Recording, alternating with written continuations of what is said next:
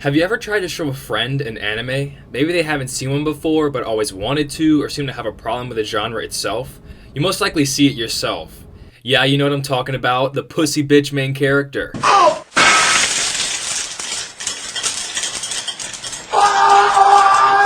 Listen, you son of a bitch. What the fuck's your problem?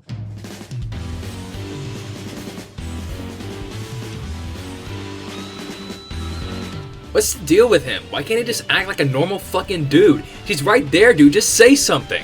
It's something you put up with though. You don't really have a choice because with anime, every main character is a bitch. Oh my god! And when a show doesn't have a bitch main character, you already know going in because everyone will be saying, this show's main character is so cool.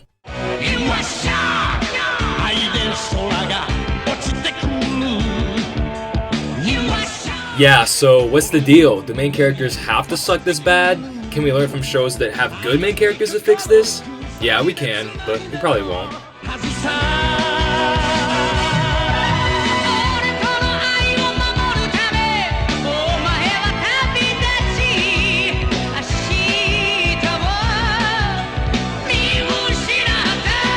Alright, so the obvious first question is, why? Why are they all like this? Well, it all starts with the original, the OG, the third child, Shinji Ikari.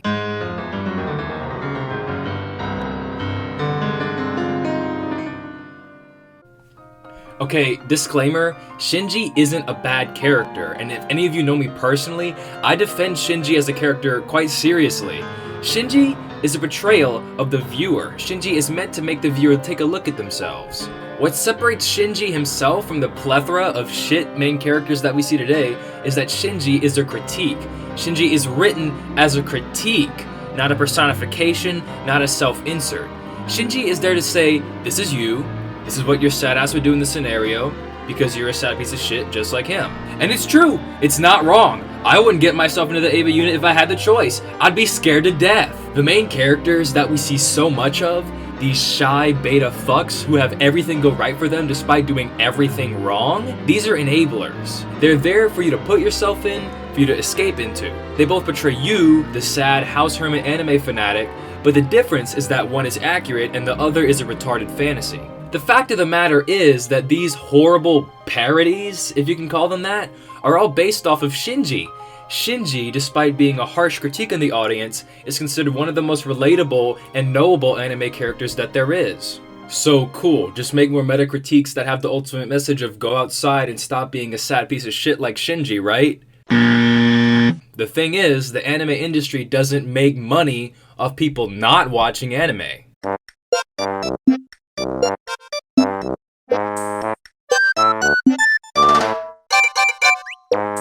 Welcome to the NHK has the same ultimate message as Evangelion, but a lot more brute force and clear. Instead of being like Evangelion by saying, this is you, you're a sad faggot, please stop being a sad faggot, NHK will say, this is you, you're a disgusting slob who can't do anything, this is what you will become if you don't stop. So, stop. NHK explores things that are a lot more specific and they hit a lot closer to home. It addresses issues in a much more personal and effective way. If you want to understand why this culture even exists in the first place, you have to ask yourself, why would anyone want to escape from the world outside anyway?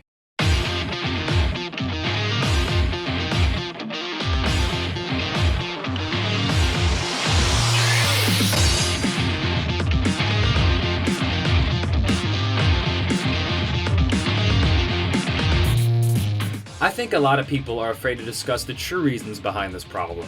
How can you even possibly tackle such a complex issue anyway? Well, I'll tell you how. You ask the people who are suffering themselves. The fact of the matter is that you have a large amount of young men who feel like they have no future, that the game is rigged, that there is no point in participating in a society that makes them feel unwelcome, unwanted, and undesirable. Can you blame them for finding an out? Okay, obviously, overindulgence is not a good thing, and we should still work to better ourselves, even if it's just for us. But I won't lie to you, it makes it incredibly difficult to want to improve if there's no one to improve for. It's a lot easier to sit at a screen and watch a self-insert, get all the things you want and more, do all the things you want to do, then go out into a harsh, unforgiving society that doesn't want you. And I'll say I read this report and it's pretty amazing. All these so-called experts. If you noticed that in this report, I mean, they basically throw out everything except for the kitchen sink. This huge surge in suicides is happening, and we have to know why. And what do the experts say? Well, it basically could be anything. You know, they say it could be the smartphones. They say that it's the visibility of suicide on social media. It's access to firearms. It's drug use. It's stress. So it's like, well, you really have no idea, then do you? You really have no idea.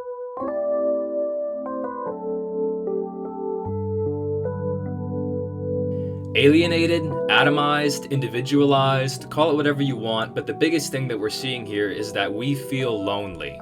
I like to point to the Joker as an interesting figure. Why don't we look at his two most popular iterations? In The Dark Knight, the Joker is a calculated, smart outsider who obviously sees everyone else around him as beneath him.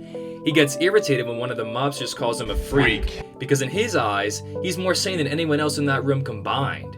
He sees the world for how it is, and because of that, he's alone. In 2019's Joker, Arthur Fleck is a man beaten down by the world around him because of factors out of his control. Now, do both of those depictions not perfectly portray what it feels like for the young men I'm talking about?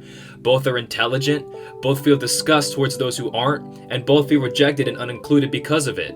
Both feel beaten around by the society that they want to be a part of, and both of them eventually chose to rebel. Oh, why is everybody so upset about these guys? If it was me dying on the sidewalk, you'd walk right over me. I pass you every day and you don't notice me. But these guys, what, because Thomas Wayne went and cried about them on TV? You have a problem with Thomas Wayne? Yes, I do.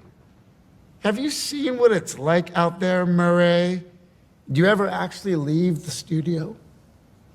Everybody just yells and screams at each other. Nobody's civil anymore. Nobody thinks what it's like to be the other guy. You finished? I mean, there's so much self-pity out there.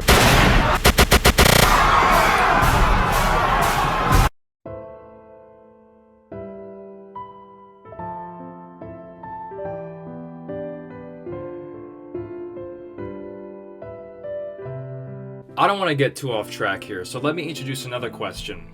Why anime? Just some 80 years ago we dropped 2 nukes on Japan. Now we're submersing their culture. The Japanese have essentially monopolized the market on media for young men. Nothing the West can produce ever compares to the Japanese.